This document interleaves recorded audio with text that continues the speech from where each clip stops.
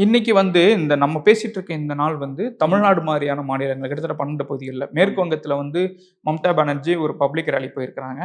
கேரளால வந்து இதை எதிர்த்து சட்ட போராட்டம் நடத்த போதா சொல்லியிருக்காங்க. தமிழ்நாடு ஆல் பார்ட்டி மீட்டிங் போட்டிருக்காங்க. அவங்களும் சட்ட போராட்டத்தை நோக்கி போறாங்க.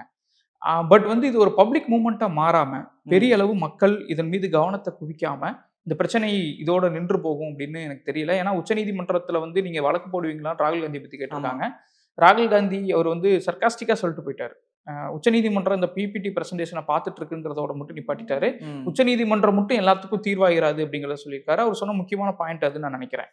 எஸ்ஐஆர் விஷயத்துல இன்னைக்கு வந்து ஒவ்வொரு வீட்லயும் வந்து நம்முடைய அந்த ஃபார்மை தூக்கிட்டு வந்து ஃபில் பண்ற வேண்டிய வேலைகள் பண்றாங்க.